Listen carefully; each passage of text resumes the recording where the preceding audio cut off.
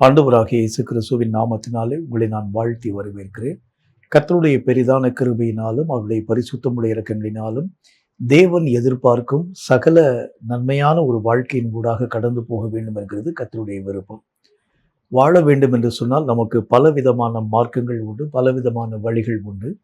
ஆனாலும் ஆண்டவராகிய தேவனுடைய எதிர்பார்ப்புக்கு உட்படுத்தப்பட்ட ஒரு வாழ்க்கை, எந்த வாழ்க்கையை கர்த்தராகிய தேவன் நம்முடைய ஜீவியத்திலே எதிர்பார்க்கின்றார். இந்த வாழ்க்கையை நாம் வாழ்ந்து தீர்க்க ஆரம்பித்தால் மட்டும்தான் தேவ ராஜ்யத்திலே பிரவேசிக்கும் தகுதியை, முழு தகுதியை உங்களாலும் என்னாலும் எட்ட முடியும். இந்த உலக ரீதியான பல அனுபவசாலிகள் பல விதமான வழிகளை பற்றி நம்ம கூட பேச ஆரம்பிக்கிறாங்க. எப்படிலாம் வாழ்க்கை வாழலாம், எப்படி பணம் சம்பாதிக்கலாம், எப்படி புகழின் ஊடாக நம்ம கடந்து போகலாம், எப்படிப்பட்ட மக்களுடைய மனதிற்கு ஏற்ற மாதிரியான வாழ்க்கையின் ஊடாக கடந்து போகக்கூடிய அனுபவம் என்று சொல்லி பல மக்கள் பல விதமான வழிகளை நம்மோடு கூட அறிவுறுத்தக்கூடிய காலங்களின் ஊடாக நம்ம கடந்து போகிறோம். ஆனால் வேதம் சொல்லக்கூடிய நல்ல ஒரு வார்த்தையின்படி இப்படி தான் வாழணும், தேவன் எனக்குன்னு நியமனம் பண்ணி வைத்திருக்கக்கூடிய அந்த பாதை, தேவன் என்னுடைய வாழ்க்கையிலே எதை விருப்பப்பட ஆரம்பிக்கிறார், எதை ஆண்டவராகிய கர்த்தர் எதிர்பார்க்கிறார், இதை நான் விளங்கி கொண்டு சரியான ஒரு வாழ்க்கை வாழ துவங்க ஆரம்பித்தால்தான் ஆண்டவராகிய தேவனுடைய நாமத்தினால் என்னுடைய ஓட்டத்திற்குரிய முழு மகிமையை தடையில்லாமல் பெற்றுக்கொள்ள நம்மால் முடியும். மற்றவங்க சொல்றாங்கிறதுக்காக வாழக்கூடிய ஒரு வாழ்க்கையில் எனக்கு ஆண்டவராகிய தேவனால் நியமிக்கப்பட்டிருக்கக்கூடிய ஒரு வாழ்க்கை, இப்படிதான் நான் வாழணும், கர்த்தருடைய திட்டம் இதுதான், இதை நான் விளங்கி கொண்டு சரியான ஒரு பாதையின் ஊடாக நான் பயணிக்க ஆரம்பித்தால் வேதம் சொல்லக்கூடிய வார்த்தையின் அடிப்படையிலே கர்த்தராகிய தேவனுடைய நாமத்தினால் நீங்களும் நானும் தேவராஜ்யத்திலே பிரவேசிக்கும் முழு தகுதியை தடையில்லாமல் பெற்றுக்கொள்ள நம்மால் முடியும். சரி, வாழ்க்கை வாழக்கூடிய அந்த வாழ்க்கையுடைய முறைமைகள், பல ஆலோசனைக்காரர்கள் நமக்கு உண்டு, பலவிதமான வழிகாட்டிகள் நமக்கு உண்டு, பலவிதமான நேரங்களில் நமக்கு அநேக விதமான தடுமாறக்கூடிய காரியங்களிலே நம்முடைய கரங்களை தூக்கி நிறுத்தக்கூடிய மக்கள், பலவிதமான மக்கள் காணப்பட ஆரம்பித்தாலும் எந்த வாழ்க்கையை கர்த்தராகிய தேவன் நம்மிடத்திலே எதிர்பார்க்கிறார் என்பதை பற்றி சில முக்கியமான கருத்துக்களை உங்களோடு கூட நான் பேச வேண்டும் என்று ஆசைப்படுகின்றேன். முதலாவது காரியமாக, தேவன் விருப்பப்படும் நல்ல ஒரு வாழ்க்கை எப்படிப்பட்ட ஒரு வாழ்க்கை என்று பாருங்கள். யோவான் எழுதின சுவிசேஷத்தில் 19வது அதிகாரம் 34, 35 ஆகிய வசனங்கள் இந்த வார்த்தையை நமக்கு சொல்கிறது. யோவான் எழுதின சுவிசேஷம் 19வது அதிகாரம் 34, 35 ஆகிய வசனங்களை வாசிக்கிறேன். அது என்ன சொல்லுது பாருங்க, கொஞ்சம் நிதானமாக வாசிக்கிறேன் பாருங்க. ஆகிலும் போர் சேவகரில் ஒருவன் ஈட்டியினாலே அவருடைய விலாவில் குத்தினான், உடனே இரத்தம் தண்ணீரும் புறப்பட்டது. 35வது வசனம், அதை கண்டவன் சாட்சி கொடுக்கிறான், அவனுடைய சாட்சி மெய்யாய் இருக்கிறது, நீங்கள் விசுவாசிக்கும்படி நான் சொல்லுகிறது மெய் என்று அவன் அறிந்திருக்கின்றான். முதலாவது காரியம், மற்ற மக்களால் நீங்களும் நானும் சாட்சிப்படுத்தப்படக்கூடிய ஒரு வாழ்க்கை. மற்ற ஜனங்கள் நம்முடைய வாழ்க்கையை பார்க்கும் பொழுது ஒரு சாட்சியான ஒரு நிலைகளை எதிர்பார்க்கிறாங்க. அதிலும் எப்படிப்பட்ட ஒரு சாட்சி அப்படின்னா ஒரு கிறிஸ்தவன் என்கிறதுக்கு சில விதமான அடையாளங்கள் நம்முடைய வாழ்க்கையிலே காண்பிக்கப்பட வேண்டியது அவசியம். இப்ப ஆண்டவராகிய இயேசு கிறிஸ்துவை அறியாது இருக்கக்கூடிய ரோம வீரர்களில் ஒருவர், இவனுடைய நிலைகள் கர்த்தராகிய தேவனுக்கும் அவனுடைய நிலைக்கும் எவ்வளவேனும் சம்மந்தமே இல்லாத ஒரு வாழ்க்கை வாழக்கூடியவனாய் விளங்கினான். அவருக்கு தெரிந்ததுனால் ரோம ராஜ்யத்தினுடைய சட்டத்திட்டங்கள், அவனை ஆளுகை செய்யக்கூடிய அதிகாரத்தினுடைய பலவிதமான வார்த்தைகள், அதற்கு கீழ்ப்படிய வேண்டும் என்கிற அந்த முறைமைகள், அந்த நாட்களில் அந்த சாம்ராஜ்யம் ஆளுகை பண்ணக்கூடிய அந்த நாட்களில் இந்த யூத ஜனங்களுக்குள்ளாக ஒரு விதமான அந்த சூழ்நிலைகள் உருவாக்கப்பட ஆரம்பிக்கிறது. இயேசு என்கிற ஒரு மனிதன் எழும்பின் என்று தன்னுடைய மட்டிக்கு அநேக விதமான மக்களை கர்த்தருடைய பக்கமாக ஈர்த்து கொண்டு வருகிறான் என்கிற செய்தி ஒருவேளை கேள்விப்பட்டிருக்கலாம். என்றாலும் கூட இவர்தான் இயேசு என்று கூட அந்த மனுஷனுக்கு தெரிஞ்சிருக்கிறது. இவனுக்கு இருக்கக்கூடிய எல்லா விதமான முறைமைகளும் ஒரே ஒரு காரியம்தான், ரோமருடைய சட்டங்களுக்கு கீழ்ப்படிந்து அந்த ஆளுகைக்கு உட்படுத்தப்பட்ட ஒரு வாழ்க்கை வாழ வேண்டும். அதுதான் அவனுக்கு கொடுக்கப்பட்டிருக்கக்கூடிய சம்பளத்துக்கு உண்டான வேலைகளை அவன் செய்யணும். யாராச்சும் அடிக்கணும்னா போய் அடிக்கணும், யாராச்சும் அதாவது அந்த ரோம மக்களுக்கு முன்பதாக இழுத்துக்கொண்டு வர வேண்டும். இதான் அவனுக்கு கொடுக்கப்பட்டிருக்கக்கூடிய பணி. இதை தாண்டி சிந்திக்கக்கூடிய அந்த தன்மைகள் ஒண்ணுமே கிடையாது. இப்ப ஆண்டவராக இயேசு கிறிஸ்துவை சிலுவையிலே கொண்டு போய் அறைந்து அங்க கொண்டு வச்சிருக்கிறாங்க. இவனுடைய கண்கள் சுற்றிலும் நடக்கக்கூடிய எல்லா விதமான காரியங்கள் யாவற்றையும் பார்க்க துவங்குகிறது. ஒரு பக்கம் பார்த்தால் அநேகம் விதமான, அதாவது கர்த்தராகிய தேவனுடைய மரணத்திற்கு பின்பதாக சம்பவிக்கக்கூடிய பல விதமான காரியங்களை அவருடைய கண்கள் பார்க்கிறது. வானத்திலே ஏற்படக்கூடிய பலவிதமான அடையாளங்கள், திடீரென்று சொல்லி பூமியெல்லாம் காரிருளினால் மூடப்பட்டிருக்கக்கூடிய நிலைகள், அநேகம் பரிசுத்தவான்களுடைய கல்லறைகளெல்லாம் வெடித்து சிதறி அநேகம் ஜனங்கள் நகரத்துக்குள் பிரவேசித்தார்கள் என்கிற ஒரு வாக்கியங்கள் நிறைவாக்கப்படக்கூடிய நிலைகளை பார்க்கிறாங்க. இன்னும் பயங்கரமான காரிருள், பயங்கரமான மேகங்கள் சூழக்கூடிய ஒரு இப்படி அந்த இயற்கையினுடைய நியதிகள் எல்லாம் அப்படியே தலைகளான ஒரு மாற்றத்தின் ஊடாக கடந்து வரக்கூடிய அந்த நிலைகளை அவனுடைய கண்கள் பார்க்கிறது. இவ்வளவு நாள் வரைக்கும் இந்த மாதிரி எந்த விதமான சூழ்நிலைகளிலே மாற்றங்கள் வராது இருக்கக்கூடிய இந்த காலங்களில் இந்த மாற்றம் வந்ததற்கு காரணம் என்ன என்கிறதை பற்றி யோசிக்கக்கூடிய நேரத்தில் எல்லா ஜனங்களும் பேச ஆரம்பிச்சாங்க. இவன் தேவனுடைய குமாரன், தேவனுடைய குமாரன் என்கிறத பற்றி பேசிட்டு வந்தான். என்றாலும் இவனை நம்ப எங்களால் முடியவில்லை என்கிறதை பற்றி ஜனங்கள் பேசக்கூடிய இந்த வார்த்தைகளை கேட்ட அந்த ரோம வீரனுடைய மனசுல இந்த தேவகுமாரனுடைய மரணத்தினால் எத்தனை விதமான மாற்றங்கள் உருவாக்கப்பட்டிருக்கிறது நான் பார்க்கிறேன். ஆகவே அந்த மனிதன் தன்னுடைய வாயை திறந்து ஒரு வார்த்தை சொல்கின்றான், இவர் உண்மையிலேயே ஆண்டவராகிய தேவனால் அனுப்பப்பட்டிருக்கக்கூடிய தேவனுடைய குமாரன் என்பதை பற்றி.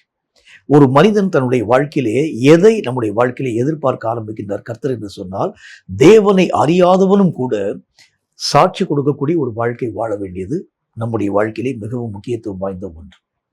கர்த்தராகிய தேவனால் அல்லது தேவனாகிய கர்த்தரால் தேர்ந்தெடுக்கப்பட்டிருக்கக்கூடிய மக்கள் உங்களை பற்றி சாட்சி சொல்லிடுவாங்க. தேவனாகிய கர்த்தருடைய அபிஷேகத்தை பெற்றிருக்கக்கூடிய மக்கள் உங்களை பற்றி பேசிடுவாங்க. இவன் உண்மையிலே நல்ல ஒரு ஊழியக்காரங்க, ஆண்டவராகிய தேவனால் தேர்ந்தெடுக்கப்படக்கூடிய ஒரு மனுஷன், நல்ல ஜெபம் பண்ணுவான், நல்ல வேத புத்தகத்தை வாசிப்பான், கர்த்தருக்கு பிரியமான ஒரு வாழ்க்கை வாழக்கூடியவன், இவருடைய வாழ்க்கையுடைய ஒவ்வொரு முறைகளையும் நாங்கள் பார்த்துருக்கிறோம், 24 மணி நேரத்தில் எவ்வளோ மணி நேரம் அவன் ஜெபிக்கும். இவங்க ஈஸியாக சாட்சி கொடுத்துருவான். ஒருவேளை உங்களுடைய குடும்பத்தில் காணப்படக்கூடிய மக்கள் கூட உங்களை பற்றி சாட்சி கொடுத்துருவாங்க. ஆனால் தேவனை ஒரு நாளும் அறியாது இருக்கக்கூடிய ஒரு மனிதன் இவர் உண்மையாகவே தேவனுடைய குமாரன் என்கிறதை பார்க்கிறேன் என்று சொன்னால் அந்த சாட்சியை கர்த்தராகிய தேவன் உண்மையாகவே ஏற்றுக்கொள்ளக்கூடியவராய் விளங்குகின்றார். அப்ப தேவனை அறியாதவர்களாலும் சாட்சிப்படுத்தப்பட்ட ஒரு வாழ்க்கை நீங்களும் நானும் வாழ வேண்டியது அவசியம். இன்றைக்கு கிறிஸ்தவம் ஜனங்களுக்கு மத்தியிலே தூஷிக்கப்படுவதற்கு என்ன காரணம் என்று சொன்னால், தேவனை ஜனங்களுக்கு முன்பதாக அறிவிக்கிறார்கள், ஆனால் ஆண்டவராகிய தேவனை போல வாழ்க்கை வாழக்கூடியவனை பார்க்க முடியும். கர்த்தருடைய வார்த்தைகளை பேசுகிறார்கள், ஆனால் வார்த்தைகளுக்கு உட்படுத்தப்பட்ட வாழ்க்கை வாழக்கூடியவனை தேடினா கூட கிடைக்கல. அநேகம் விதமான மக்கள் பரிசுத்தத்தை பற்றி பேசுகிறாங்க, பாவத்தை குறித்து பேசுகிறாங்க, சமாதானத்தை பற்றி பேசுகிறாங்க, சந்தோஷத்தை பற்றி பேசுகிறாங்க, மகிமை பற்றி பேசுகிறாங்க. ஆனால் பேசக்கூடிய வார்த்தைகளுக்கும் வாழ்க்கைக்கும் எவ்வளவேனும் சம்பந்தமே இல்லாத ஒரு வாழ்க்கை. எங்கு பார்த்தாலும் குழப்பங்கள், எங்கு பார்த்தாலும் கலகங்கள், சபையில் பிரச்சனை, அநேகம் ஊழியக்காரர்களுக்கு மத்தியில் பிரச்சனை, அநேகம் விதமான கர்த்தருடைய வார்த்தைகளை அறிவிக்கக்கூடிய மக்களுக்கு மத்தியில் பிரச்சனை. இப்படிப்பட்ட காரியங்களை வைத்துக்கொண்டு உங்களையும் என்னையும் ஆண்டவராகிய தேவனுடைய பிள்ளைகள் என்பதை தேவனை அறியாது இருக்கக்கூடிய ஒரு மனிதன் எப்படி சாட்சியான ஒரு வார்த்தையாக பேச முடியும்? அப்ப வேதம் சொல்லக்கூடிய வார்த்தையின் அடிப்படையில் என் வாழ்க்கை இயேசுவை நிரூபித்து காண்பிக்கக்கூடியதாக, இயேசு கிறிஸ்துனுடைய வாழ்க்கை பிதாவை நிரூபித்து காண்பிக்கக்கூடியதாக, அப்படி நிரூபிச்சு காமிச்சனாலதான் அங்கு காணப்பட்டிருக்கக்கூடிய தேவனை அறியாத அந்த மனிதன் இயேசுவை பார்த்த மாத்திரத்தை சொல்லுகிறார், இவர் உண்மையிலேயே ஆண்டவராகிய தேவனால் அனுப்பப்பட்டிருக்கக்கூடிய தேவகுமாரன் சொல்றார். எல்லா சூழ்நிலைகளையும் பார்க்கின்றார். ஒரு பக்கத்தில் அழக்கூடிய அநேக விதமான மக்களுடைய கூட்டம். இப்ப ரெண்டு தரத்தார் இருக்கிறாங்க. ஒரு பக்கத்திலே ஆண்டவராகிய தேவனுடைய இந்த காரியங்கள் யாவற்றையும் விளக்க கொடுத்திருக்கக்கூடிய ஜனங்களுடைய அழுகையினுடைய சத்தம், இன்னொரு பக்கத்துல இயேசுவை பரியாசம் பண்ணக்கூடிய அநேக விதமான மக்களுடைய சத்தம். இந்த ரெண்டு சத்தத்தின் நடுவில் எது உண்மை என்பதை புரிந்து கொண்ட அந்த ரோம வீரன் சொல்லுகின்றான், இவர் உண்மையாகவே தேவனுடைய குமாரன் என்பதை நான் அறிந்திருக்கிறேன்னு சொல்றார். அப்படின்னா என்ன அர்த்தம்? அந்த ஒரு நிலை உருவாக்கப்படுறதுக்கு என்ன காரணம்?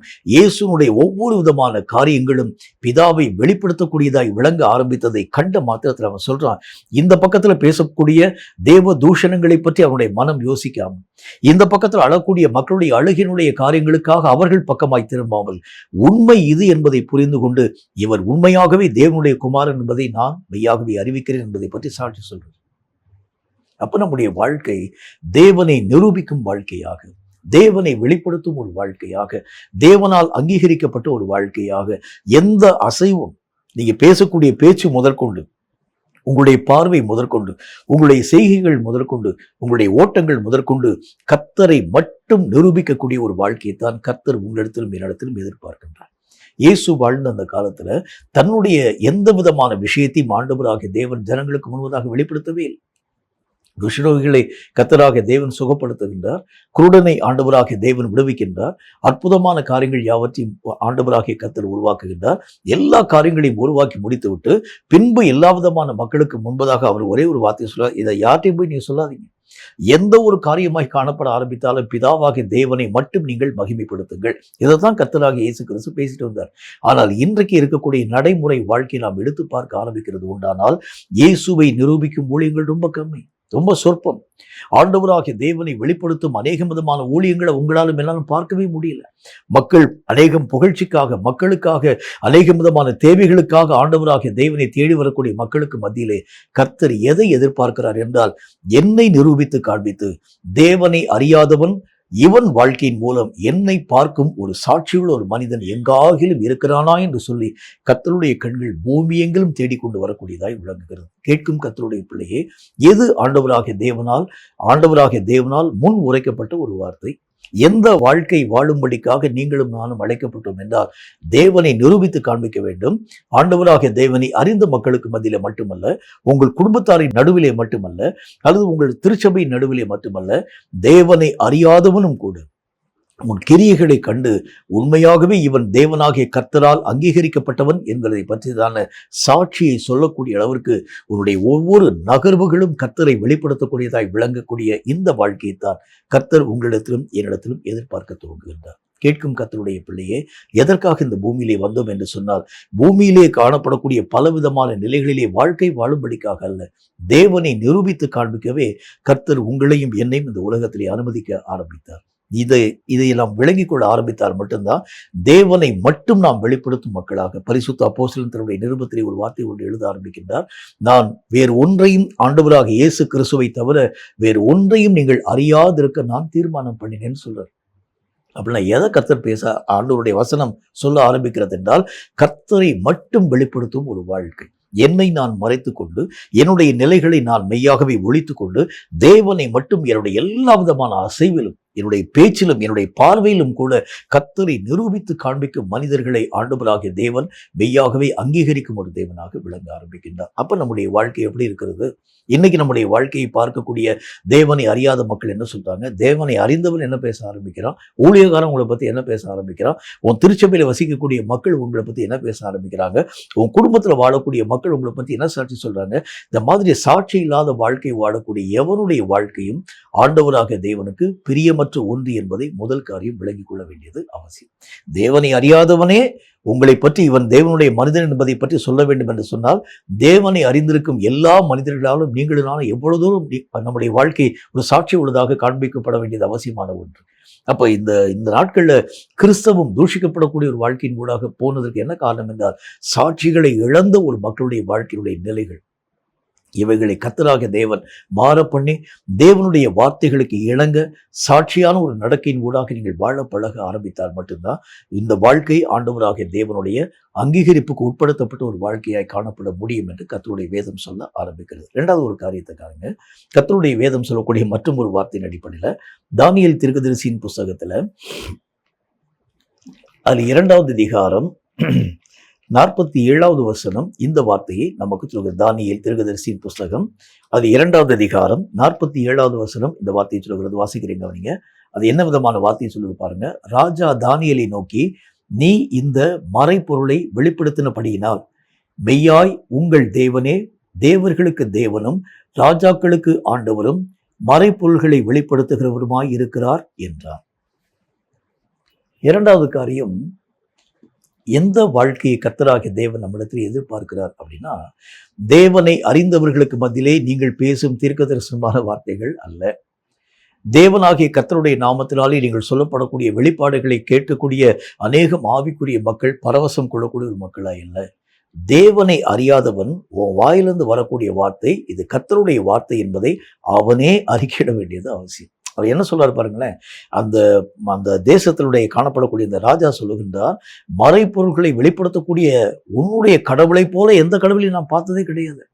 அவரே ஆழங்கள் யாவற்றையும் அவர் தேவனை அறியாத ஒரு மனுஷன் எப்படிப்பட்ட ஒரு வார்த்தையை பேசுறான் பாருங்க. எல்லா மறைவான காரியங்களை, எல்லா ஆழங்களை வெளிப்படுத்தக்கூடிய உன்னுடைய கடவுளை போல எந்த கடவுளையும் நான் பார்க்கல. இந்த மாதிரியான மறைவான காரியங்களை வெளிப்படுத்தக்கூடிய உன் தேவனே உண்மையான தேவன் என்பதை நான் மெய்யாகவே அறிகிறேன் என்பதை பற்றி அவன் பேச ஆரம்பிக்கிறான்.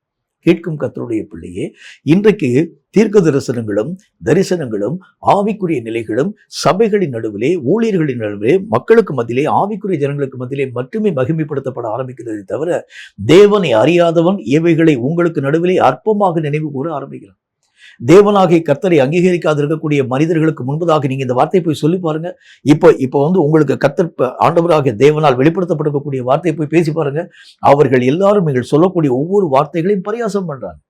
ஆனால் அந்த நாட்களிலே தானியேல் பேசின அந்த வார்த்தைகளை கேட்ட மாத்திரத்துல அந்த ராஜா சொல்லுகின்றான், உண்மையாகவே மறைபொருளை வெளிப்படுத்தும் தேவன் தான் அந்த வார்த்தையை சொன்னார். உங்கள் தேவனை உண்மையான தேவன் என்பதை இப்பொழுது நான் அறிந்திருக்கிறேன். அப்படின்னா அர்த்தம், ஒரு வார்த்தையை நீங்களும் நானும் உச்சரிக்கக்கூடிய அந்த வார்த்தைகள் ஆண்டவராகிய தேவனால் அங்கீகரிக்கப்பட்ட ஒரு வார்த்தைகளாய் காணப்படுகிறது உண்டானால் தீர்க்கமாய் அறிவிக்கக்கூடிய ஒரு வார்த்தையாக, எந்த மாற்று கருத்துக்களும் இல்லாத ஒரு வார்த்தையாக, இதுதான் கர்த்தராகிய தேவனால் உரைக்கப்பட்ட ஒரு வார்த்தை. இந்த வார்த்தைகளை சொல்லக்கூடிய அந்த தானியேல் எப்படிப்பட்ட ஒரு வார்த்தையை பற்றி பேசுகின்றான்? ராஜாவுக்கு அந்நியமாய் காணப்படக்கூடிய, ராஜாவுடைய அறிவுக்கு அப்பாற்பட்ட அந்த விளக்கத்தை அவன் பேசுறாரு. ராஜா கண்ட அந்த சொப்பனத்தை இந்த தானியேல் சொல்றாரு. ராஜாவுக்கு வெளிப்படுத்தப்பட்டிருக்கக்கூடிய அந்த காரியங்களை பற்றி தானியேல் பேச ஆரம்பிக்கின்றார். அப்ப இந்த ஒரு காரியத்தை பார்த்த மாத்திரத்துல ராஜாவினுடைய மனம் உண்மையாகவே இவனுக்குள் வசிக்கக்கூடிய கடவுள் தான் உண்மையான கடவுள் என்பதை பற்றி பேச துவங்க ஆரம்பிச்சார். ஆனா இன்னைக்கு பேசப்படக்கூடிய தீர்க்க தரிசனங்களை பாருங்களேன், ஏதோ ஒரு அசம்ஷன், ஏதோ ஒரு காரியத்தினுடைய அடிப்படையில இப்படிதான் நடக்கும், இப்படிதான் உருவாக்கப்படும் என்று சொல்லி தாங்களாகவே யூகித்து பேசக்கூடிய பல நிலைகளை உங்களாலும் என்னாலும் பார்க்க முடியும். சில இடங்கள்ல தீர்க்க தரிசனங்கள் மெய்யாகவே எல்லா விதமான மக்களாலும் கேவலமாக நினைவு கூறப்படக்கூடிய நிலைகளை கூட பார்க்க முடியும். ஒரு கொஞ்சம் வருஷத்திற்கு முன்பதாக உருவாக்கப்பட்டிருக்கக்கூடிய பல விதமான தீர்க்க தரிசனங்களை பத்தி எத்தனை ஜனங்களை விமர்சனம் பண்ண ஆரம்பிச்சாங்க. இத்தனை விதமான தீர்க்க தரிசனங்கள் இந்த ஒரு வார்த்தையை பற்றி பேசினாங்க. ஆனால் அவைகளிலே ஒன்று கூட இந்த உலகத்திலே உலக அரங்கிலே உருவாக்கப்படவில்லை என்பதை பற்றி பேசினாங்களே. அப்படின்னா வேதம் சொல்லக்கூடிய வார்த்தையின் அடிப்படையிலே தெளிவாய் ஆண்டவராகிய தேவனுடைய காரியங்களை கேட்டு தெளிவாய் ஜனங்களுக்கு முன்பதாக அறிவித்து புறஜாதி மக்களும் உங்கள் தேவனை உண்மையான தேவன் என்பதை அறிக்கையிடக்கூடிய அளவிற்கு கர்த்தராகிய தேவனுடைய காரியங்களை தெளிவாய் வெளிப்படுத்தும் மனிதனாய் விளங்குகிறதான் கர்த்தருக்கு பிரியமான ஒரு வாழ்க்கை. இயேசு கிறிஸ்துவனுடைய வாழ்க்கையில எங்கேயாச்சும் ஒரு மாற்று கருத்தை கர்த்தர் பேசினாரான்னு பாருங்களேன். எங்கேயாச்சும் ஒரு மாற்று கருத்துக்கள் ஆண்டவராகிய தேவனுடைய நாமத்தில் ஏதாச்சும் ஒரு வார்த்தையை சொல்லி அந்த ஒரு வார்த்தை நிகழ்த்தப்படாது இருக்கிறது உண்டான, இல்ல இதுக்கு காரணம் இதுதான் சொல்லி ஏதாச்சும் ஒரு மாற்று கருத்தை கர்த்தர் பேசுறான்னு பாருங்க. இல்ல, ஏனென்றால் அவர் சொல்லக்கூடிய ஒவ்வொரு விதமான வார்த்தைகளையும் கர்த்தருடைய நாமத்தினாலே ஆழமாய் கேட்டு அறிந்த ஒவ்வொரு காரியத்தையும் தெளிவாய் பேச ஆரம்பிச்சதுனால அந்த விஷயத்திற்கு மறுப்பு சொல்ல ஒருவனாலும் முடியல.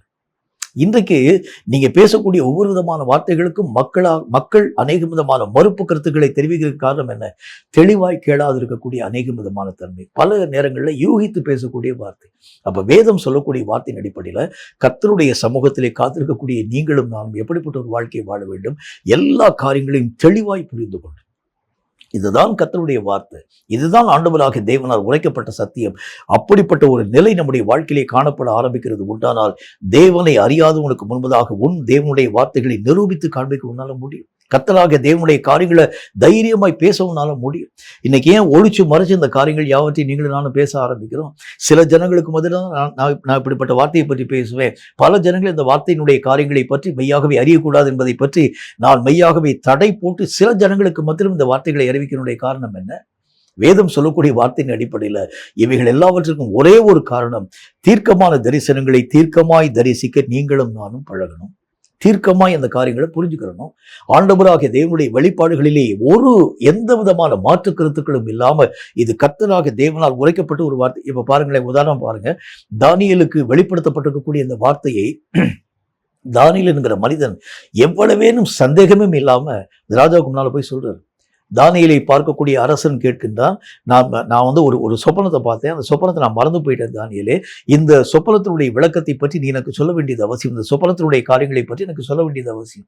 தானியேல் அந்த காரியங்கள் யாவற்றையும் பற்றி கர்த்தருடைய வார்த்தைகள் யாவற்றையும் ஒரு மறுப்பும் இல்லாமல் எல்லா விதமான காரியங்களை பற்றி இது இப்படி இருக்குமா அப்படி இருக்குமான்னு சொல்லி எந்த விதமான அசம்ஷனுமே இல்லாம இதுதான் நீங்க கண்ட அந்த காட்சி, இதுதான் ராஜாவே என்கிறதை பற்றி ஒரு பேசுகின்றார். தெளிவாய் வார்த்தைகளை பேசுகின்றார்.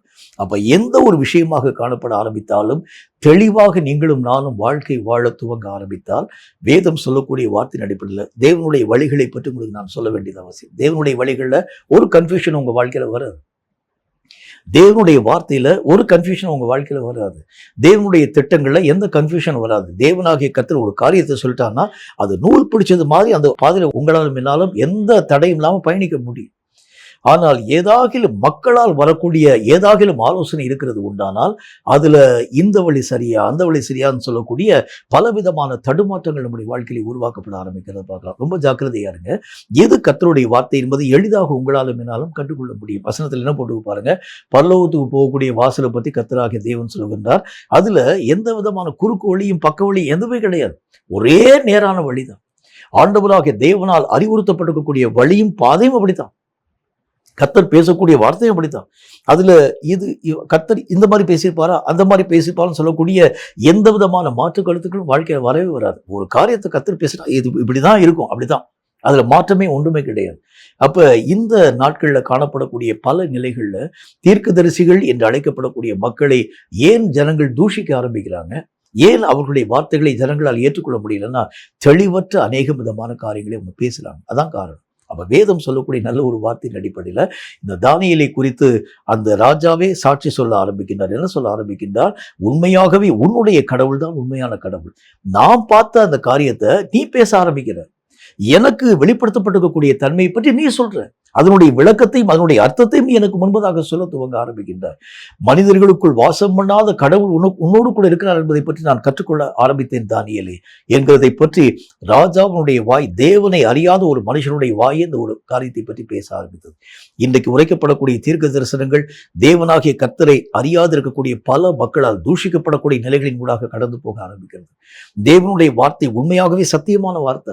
இந்த வார்த்தைகள் மக்களால் மெய்யாகவே அதாவது அது சகல விதமான மதிப்புக்குரிய காரியங்கள் யாவற்றையும் விளக்கக்கூடிய ஒரு வார்த்தையாக விளங்க ஆரம்பிக்கிறது. காரணம் என்ன?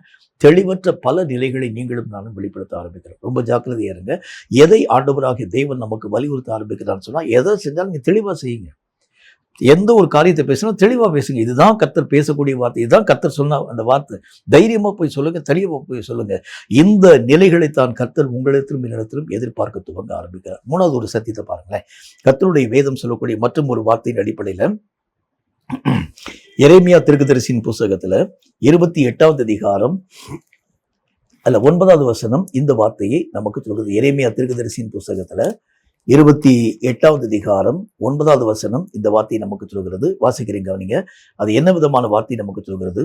சமாதானம் வரும் என்று தீர்க்க தரிசனம் சொல்லி இருக்க, அந்த தீர்க்கதரிசி சொன்ன வார்த்தையின்படி வந்தால் அப்பொழுது அவன் கர்த்தர் மெய்யாய் அனுப்பின தீர்க்கதரிசியாக விளங்குவான் என்று எரேமியா தீர்க்கதரிசி சொன்னார்.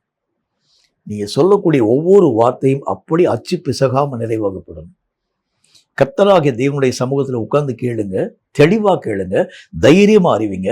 அந்த வார்த்தைகள் பரிபூர்ணமாய் நிறைவாக்கப்படக்கூடிய வார்த்தைகள் தானா என்பதை பற்றி ஆராய்ந்து பார்த்து இது உண்மையிலே கர்த்தருடைய வார்த்தை தான் என்பதை பற்றி ஆராய்ந்து பார்த்து தைரியம் சொல்லுங்க. இதான் கர்த்தர் நம்மகிட்ட சொல்ல ஆரம்பிக்கின்றார். இன்றைக்கு பல குழப்பங்கள், தீர்க்க தரிசனங்கள் என்கிற பேர்ல பல குழப்பங்கள் உருவாக்கப்படுவதற்கு என்ன காரணம்? இதை கர்த்தர் பேசினாரு, இதை தான் கர்த்தர் வெளிப்படுத்தினாரு, இந்த ஒரு காரியம் நிறைவாக்கப்படாது இருக்கக்கூடிய நேரத்துல பல மாற்று கருத்துக்களை ஜனங்கள் பேச ஆரம்பிச்சிடாங்க. இதுக்கு காரணம் என்ன? நீங்க சரியில்லாம போயிட்டீங்க, அதான் காரணம். அநேக விதமான மக்களுடைய நிலைகள் சரியில்லாம போயிடுச்சு, அதான் காரணம். இல்லை இல்லை, ஒரு வார்த்தையை கர்த்தர் பேசிட்டார்னா 100% கர்த்தராகிய தேவனால் அந்த வார்த்தைகள் நிரூபிக்கப்பட்டுவிடும். கர்த்தருடைய நாமத்தினால் அவைகள் எல்லாம் உருவாக்கப்பட்டே தீரும் என்று கர்த்தர் நமக்கு சொல்லுவாங்க. இந்த வசனத்துல சொல்ல பாருங்க, சமாதானம் வரும் என்று ஒரு தீர்க்கதரிசி சொல்லிட்டானா சமாதானம் வருகிறது உண்டானா அந்த தீர்க்கதரிசியை கர்த்தர் தான் அனுப்பினார் என்பதை நீங்கள் கண்டுகொள்ளுங்கள். ஒருவேளை அந்த கருத்துக்கு மாற்றான ஒரு காரியம் வருகிறது உண்டானால் அவன் தேவனாக கர்த்தரால் அனுமதிக்கப்படாது என்பதை நீங்கள் விளங்கிக் கொள்ளுங்கள் என்கிற இந்த வார்த்தையை தீர்க்கதரிசி சொல்றார். இப்போ ரொம்ப ஜாக்கிரதையா இருங்க. இந்த கடைசி காலத்துல எந்த வாழ்க்கை நீங்களும் நானும் வாழ வேண்டும் அப்படின்னா ஒரு தெளிவான ஒரு புரிந்து கொள்ளுதல், கர்த்தருடைய விஷயங்களிலே, கர்த்தருடைய வார்த்தைகளிலே, கர்த்தருடைய வரங்களை பயன்படுத்தக்கூடிய காரியங்கள்ல ஒரு தெளிவான ஒரு அண்டர்ஸ்டாண்டிங் நம்முடைய வாழ்க்கையிலே காணப்பட ஆரம்பித்தால் மட்டும்தான் இந்த உலக அரங்கிலே சரியான ஒரு வாழ்க்கை வாழ உங்களாலும் என்னாலும் ஆகும் என்று கர்த்தர் நமக்கு சொல்ல ஆரம்பிக்கிறார். இன்னைக்கு ஏன் நிறைய இடங்கள்ல கர்த்தருடைய காரியங்கள் நிரூபிக்கப்பட முடியாததாக, கர்த்தருடைய வார்த்தைகள் தூஷிக்கப்படக்கூடியதாக, கர்த்தருடைய வார்த்தைகளை ஜனங்கள் ஏற்க மனமற்றவர்களாக, கர்த்தராகிய தேவனை எல்லா விதமான மக்களும் பரியாசம் பண்ணக்கூடியதாக இவைகள் எல்லாம் உருவாக்கப்படுவதற்கு என்ன காரணம்? ஒரே ஒரு சத்தியத்தை உங்களுக்கு நான் சொல்ல பாருங்க. இந்த உலகத்துல காணப்படக்கூடிய எல்லா விதமான நிலைகளும் பொய்யானவைகள், போலியானவைகள். அவையெல்லாம் ஒண்ணுமே 100% உண்மையற்ற காரியம். உண்மையற்ற தன்மை மக்களுடைய வரவேற்பை பெறக்கூடிய இந்த காலங்கள்ல உண்மையான கர்த்தருடைய காரியங்கள் ஏன் மக்களால் வெறுக்கப்படக்கூடியதாய் விளங்குகிறது? யோசிச்சு பாருங்களேன். நீங்களே யோசிச்சு பாருங்க. உண்மையற்ற காரியத்தை ஒரு மனுஷன் கண்டுபிடிச்சிட்டானா அந்த காரியத்தை எந்த மனிதர்களும் ஏற்றுக்கொள்ள மாட்டாங்க. அவை எல்லா விதமான மக்களுக்கும் சொல்லிடுவான். இவைகள் எல்லாம் உண்மையற்ற காரியங்கள், போலியானவைகள். இந்த உலகத்துல காணப்படக்கூடிய எந்த விதமான நியதிகளும், இந்த உலகத்துல வாழக்கூடிய வாழ்க்கைக்குரிய காரியங்கள். இப்ப மக்களே பேசுறாங்க, என்ன பேசுறாங்க?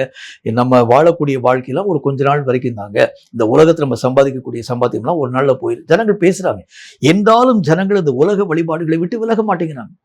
ஆவிக்குரிய வாழ்க்கையை பற்றி அநேக விதமான மக்களுக்கு எல்லா விதமான தன்மைகளும் தெளிவாய் புரிந்திருக்கக்கூடிய ஒன்று. இந்த உலக வாழ்க்கையை தாண்டி இன்னொரு வாழ்க்கை இருக்கிறது. அந்த வாழ்க்கைக்காகத்தான் நீங்களும் நானும் இந்த உலகத்துல பிரயாசப்பட வேண்டும். அந்த வாழ்க்கை நித்தியமான வாழ்க்கை, நிரந்தரமான வாழ்க்கை. இதை தாண்டி இன்னொரு விஷயத்தை கூட சொல்றேன் பாருங்களேன். ஆண்டவராகிய தேவனால் வேத புத்தகத்தில் எழுதப்பட்டிருக்கக்கூடிய எல்லா விதமான கடைசி கால சம்பவங்களையும் இன்னைக்கு வரைக்கும் நீங்களும் நானும் பார்த்துட்டே வர்றோம். ஆனாலும் ஏன் கர்த்தராகிய தேவனுடைய வசனங்களை உங்களாலும் என்னாலும் ஏற்றுக்கொள்ள முடியல? அதுக்கு ஏற்ற மாதிரி ஏன் வாழ முடியவில்லை அப்படின்னா அதுக்கு ஒரே ஒரு காரணம் தான். தேவனாகிய கர்த்தருடைய காரியங்களை ஏற்றுக்கொள்ள மனமில்லாமல் போனதற்கு என்ன காரணம்? மக்களால் இடரப்படக்கூடிய பலவிதமான நிலைகள் இந்த ஜனங்களுக்கு முன்பதாக உருவாக்கப்பட ஆரம்பிக்கிறது. தேவனுடைய காரியங்களை பற்றி மக்களுக்கு முன்பதாக பேசினா அவங்க ஏற்க மாட்டேங்கிறாங்க. ஏன்னா நம்ம வாழ்க்கை சாட்சியே இல்லை. ஆண்டவராகிய தேவனுடைய காரியங்களை தெளிவாய் உங்களாலும் என்னாலும் வெளிப்படுத்த முடியல. ஆகவேதான் கர்த்தருடைய வேதம் சொல்லக்கூடிய வார்த்தையின் அடிப்படையில் நீங்க பலவீனமான மக்களாக உருவாக்கப்பட்டவர்கள் அல்ல, பலவான்களாக கர்த்தருடைய நாமத்தினால் உருவாக்கப்பட்டவர்களாக இருக்கிறதுனால ஒரு எலியாவை கொண்டு ஆண்டவராகிய தேவன் 450 பாகால் தீர்க்கதரிசிகளை தம்முடைய ரட்சிப்பின் மகிமைக்கு ஏற்ற வண்ணமாய் மாற பண்ணினது மாதிரி உங்களையும் என்னையும் கர்த்தராகிய தேவன் பயன்படுத்துவதுதான் கர்த்தருடைய சித்தம். நீங்க கர்த்தருடைய வார்த்தைகளை நிரூபிச்சு காண்பிக்கணும், கர்த்தருடைய காரியங்களை வெளிப்படுத்தி காண்பிக்கணும். இதுதான் உண்மையான சத்தியம், இதுதான் உண்மையான ஒரு காரியம் என்கிறதை பற்றி தைரியமாய் விளங்கப்பட ஆரம்பித்தால் மட்டும்தான் ஜனங்களால் இந்த வார்த்தைகள் ஏற்றுக்கொள்ளப்படக்கூடியதாய் விளங்க முடியும். எனக்கே ஒரு டவுட் இருக்குன்னு சொன்னா நான் எப்படி கர்த்தருடைய வார்த்தைகளுக்கு முன்பதாக நின்று கர்த்தருடைய வார்த்தைகளை நிரூபிக்க முடியும்? ஆகவே வேதம் சொல்லக்கூடிய நல்ல ஒரு வார்த்தையின் அடிப்படையில் இந்த இடத்துல தேவனை அறியாத அந்த ராஜா தானியேலை பார்த்து சொல்கின்றான், உண்மையாகவே இது கர்த்தராகிய தேவனால் உரைக்கப்பட்ட வார்த்தை தானியேல். நான் சாதாரணமாக தான் நினைச்சேன் உன்னை பத்தி. நீ எங்களுடைய நாட்டுக்கு அந்நியனாய் வந்த ஒரு மனுஷன்தான். உங்ககிட்ட இவ்வளவு பெரிய ஒரு வல்லமை இருக்கும் என்று சொல்லி எனக்கு தெரியாது. இவ்வளவு பெரிய ஒரு காரியத்தை சாதிக்கக்கூடியவர் என்பதை பற்றி எனக்கு தெரியாது. மனிதர்களின் நடுவிலே வாசம் பண்ணாத கடவுள் உன் கூட இருக்கிறார் என்பதை பற்றி நீ பேசின அந்த வார்த்தைகள், நீ சொன்ன அந்த தீர்க்க தரிசனங்கள் எனக்கு அந்த காரியங்களை நிரூபித்து காண்பித்தது என்பதை பற்றி தேவனை அறியாத ஒரு மனிதன் இந்த வார்த்தைகளை வெளிப்படுத்தக்கூடியவனாய் விளங்க ஆரம்பிக்கிறான். அப்ப உங்கள் கடவுளை பலவீனமான கடவுளாக நிரூபிக்கும் மக்களாய் நீங்களும் நான் இருக்கக்கூடாது. உங்கள் கடவுளை எல்லா விதமான மக்களுக்கு முன்பதாக தூஷிக்கப்படக்கூடிய ஒரு நிலைகளோடு கூட கடவுளை வெளிப்படுத்தும் ஒரு மக்களாக இருக்கக்கூடாது. தேவனை அறியாது இருக்கக்கூடிய மக்கள் இன்றைக்கு ஆண்டவராகிய இயேசுவை எவ்வளவு தூரம் கொடிய தூஷமாக தூஷிக்கிறாங்க, அந்த அளவுக்கு நீங்கள் நான் இருக்கக்கூடாது. தேவனாகிய கர்த்தரை அறியாது இருக்கக்கூடிய மனிதனும் கூட நமக்குள் வசிக்கும் கடவுள் வல்லமையிலே நிறைந்தவர் என்பதை அவனே வாயினாலே அறிக்கைப்படக்கூடிய அளவிற்கு நம்முடைய வாழ்க்கை கர்த்தராகிய தேவனுடைய காரியங்களை வல்லமையாய் நிரூபித்து காண்பிக்கக்கூடியதாய் விளங்க வேண்டும். இந்த வாழ்க்கையைத்தான் கர்த்தர் உங்களிடத்தில் நினைத்து எதிர்பார்க்க ஆரம்பிக்கின்றார். கேட்கும் கர்த்தருடைய பிள்ளை, ஒரு வாழ்க்கை வாழ்றோம். இந்த வாழ்க்கையை நம்ம எப்படி வாழ்க்கை வாழ ஆரம்பிக்கிறோம் பாருங்க. உங்களை பார்க்கக்கூடிய எல்லா புறஜாதி மக்கள் என்ன சொல்றாங்க? நீ இயேசு கிறிஸ்து ஏற்றுக்கொண்டதுனால் உனக்கு எதையா மாற்றம் வந்துருச்சு, என்ன ஆசீர்வாதங்களை நீ பெற்றுக்கொள்ள ஆரம்பித்தாய் என்று சொல்லி நீங்களும் நானும் வழிபடும் கர்த்தரை அவர்கள் தூஷிக்கிறாங்க. அதுக்கு காரணம் என்ன? என் வாழ்க்கையிலே ஆண்டவராகிய தேவனை நிரூபிக்க நீங்களும் நானும் தவறி போயிட்டோம். இப்ப கர்த்தர் சொல்லுகின்றார், நீங்களும் நானும் கர்த்தரை நிரூபிக்கவே இந்த உலகத்திலே அனுமதிக்கப்பட்டோம். இந்த தானியேல் தன்னுடைய வாழ்க்கையிலே கொடுக்கப்பட்டிருக்கக்கூடிய அந்த கொஞ்ச காலத்துல கர்த்தராகிய தேவனை நிரூபித்து காண்பிக்க ஆரம்பிச்சதுனால அங்கு மனம் திரும்பின மனுஷன் யாருன்னு பார்த்தீங்கன்னா அந்த தேசத்திலே காணப்படக்கூடிய சாதாரண குடிமகன் அல்ல, தேசத்தை ஆளுகை செய்யும் அரசனே அந்த வார்த்தையை பேசுறாரு. அந்த ராஜாவே அந்த வார்த்தையை சொல்றாரு.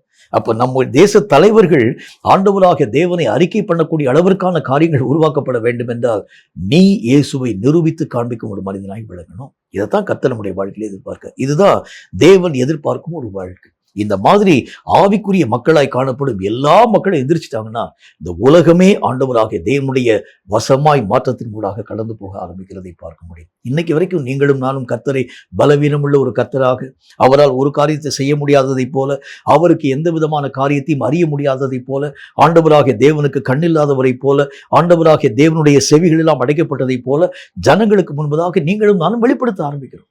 அதனாலதான் அந்த ஜனங்களால் ஆண்டவராகிய தேவனை ஏற்றுக்கொள்ள முடியல. இப்ப கர்த்தராகிய தேவன் எப்படிப்பட்டவர் என்பதை உன் வாழ்க்கையில் மூலம் நிரூபித்து காண்பிக்கும் பொழுது, தேவனை அறியாத அரசிலே காணப்படக்கூடிய ராஜா முதற்கொண்டு வாயை திறந்து ஆண்டவராகிய தேவனை அறிக்கை பண்ண ஆரம்பிக்கிறான். இந்த வாழ்க்கை வாழும்படிக்காகவே நாம் அழைக்கப்பட்டோம். கேட்கும் கர்த்தருடைய பிள்ளையே, ஒரு வாழ்க்கை, இந்த ஒரு வாழ்க்கையை நீங்களும் நான் எப்படி வாழ்க்கை வாழப் போகின்றோம், எந்த வாழ்க்கையை கர்த்தராகிய தேவன் நம்முடைய ஜீவியத்தில் எதிர்பார்க்கிறார் என்பதை பற்றி விளங்கிக் கொள்ளக்கூடிய நீங்களும் நானும் ரொம்ப ஜாக்கிரதையாக நம்முடைய வாழ்க்கையிலே கர்த்தரை நிரூபித்து காண்பித்து, தேவனை அறியாதிருக்கக்கூடிய எல்லா ஜனங்களும் தேவனை அறியக்கூடிய அளவிற்காக உங்கள் மூலம் தேவனுடைய நாமம் வெளிப்படுத்தப்படக்கூடிய அளவிற்கு வாழ்க்கை வாழ ஆரம்பித்தால் நிச்சயமாய் தேவராஜ்யம் உங்களுக்கு உண்டானது என்பதில் சந்தேகம் ஒன்றுமே இல்லை. தலைகளை தாழ்த்தி கண்களை மூடி கர்த்தரை நோக்கி நாம் ஜெபம் செய்வோம். எங்களை அதிகமாக நேசிக்கிற எங்கள் அன்பின் பரலோக பிதாவே, உம்மால் உரைக்கப்பட்ட இந்த சத்திய வார்த்தைக்காக நன்றி செலுத்துகிறோம். இந்த வார்த்தையின் மூலம் நாங்கள் கற்றுக்கொண்ட ஒரு வாழ்க்கையை பற்றி ஆண்டவராகிய தேவன் தெளிவான விதத்தில் எங்களோடு கூட பேசிக்கொண்டு வந்தீரப்பா. தேவனாகிய கர்த்தரை பலவீனமுள்ள ஒரு தேவனாக அல்ல, எல்லா ஜனங்களுக்கு முன்பதாக பலமுள்ளவராய் நிரூபிக்கவே நீர் எங்களை உண்டு இந்த உலகத்திலே அனுமதித்தீர் என்பதை பற்றி நாங்கள் கற்றுக்கொள்ள ஆரம்பித்தோம். கர்த்தாவே, இன்றைக்கு பல நேரங்களில் எங்களுக்குள் காணப்படக்கூடிய தேவனை பல ஜனங்கள் தூஷிக்கிறதுக்கு காரணம் தேவனாகிய கர்த்தருடைய வல்லமைகள் மட்டுப்பட்டு போகக்கூடிய தன்மைகளோடு கூட காணப்பட்டது என்பதை பற்றியதான ஒரு தன்மை அல்ல சுவாமி. நாங்கள் ஆண்டவராகிய தேவனை நிரூபிக்க தவறி போயிட்டோம்ப்பா. ஆண்டவராகிய தேவனுடைய வல்லமைகளை வெளிப்படுத்த நாங்கள் எங்களுடைய வாழ்க்கையிலே மெய்யாகவே கொடுக்கப்பட்டிருக்கக்கூடிய தருணங்களையும் நேரங்களையும் நாங்கள் இழந்து போயிட்டோம். ஆண்டவரே, எங்களை ஒரு முறை மன்னித்து மீண்டும் அந்த தருணங்களை நாங்கள் பெற்றுக்கொண்டு எல்லா ஜனங்களுக்கு முன்பதாக தேவனை நாங்கள் நிரூபித்து காண்பிக்கும் ஒரு மக்களாக, இவர்தான் வல்லமையிலே நிறைந்த ஒரு தேவன், இவராலே அன்றி உலகத்திற்கு ரட்சிப்பே இல்லை என்பதை பற்றி எங்களுடைய வாழ்க்கையிலே நாங்கள் நிரூபித்து காண்பிக்க, தேவனை அறியாதவர்கள் கூட எங்களுக்குள் வசிக்கும் தேவனாகிய கர்த்தருடைய வல்லமைகளை கண்டு உண்மையாகவே தானியேலுடைய தேவனே உண்மையான தேவன் என்பதை பற்றி அறிக்கையிட்ட தேவனை அறியாத அந்த மனுஷன் மாதிரி எல்லா ஜனங்களும் எங்களுக்குள் வசிக்கக்கூடிய கர்த்தர் உண்மையான கர்த்தர் என்பதை அறியக்கூடிய அளவிற்கு எங்கள் கர்த்தரை நாங்கள் மகிமையுள்ள ஒரு கர்த்தராக வெளிப்படுத்த எங்கள் ஒவ்வொருவருக்கும் கிருபை தர வேண்டும் என்று நாங்கள் ஜெபிக்கிறோம். இந்த வார்த்தைகளை கற்றுக்கொண்டிருக்கக்கூடிய நாங்கள் எங்கள் வாழ்க்கையிலே உமக்கு பிரியமாய் நடந்து உம்மை வெளிப்படுத்தி இந்த உலகமே ஆண்டவராகிய தேவனை அறியும் அறிவினால் நிரப்பப்பட எங்களை ஆண்டவராகிய தேவன் பயன்படுத்த வேண்டும் என்று இயேசு கிறிஸ்துவின் நாமத்தினால் ஜெபித்திருக்கிறோம் எங்கள் பரிசுத்தமுள்ள பிதாவே. ஆமேன், ஆமேன். இந்த வார்த்தைகளை கேட்ட ஒவ்வொருவரையும் கர்த்தர் அளவில்லாமல் ஆசீர்வதிப்பாராக. சரியான வாழ்க்கை வாழ பழகுங்கள். ஒரு முறை கொடுக்கப்பட்டிருக்கக்கூடிய இந்த ஒரு வாழ்க்கை, இந்த வாழ்க்கையிலே ஆண்டவராகிய தேவனை நிரூபித்து காண்பிக்க ஆரம்பிக்கிறது உண்டானால் மறு உலகம் நமக்கு உண்டான உலகம் என்கிறதில் ஐயப்பாடு ஒன்றுமில்லை. கர்த்தர் தாமே உங்களை அளவில்லாமல் ஆசீர்வதிப்பாராக. ஆமேன்.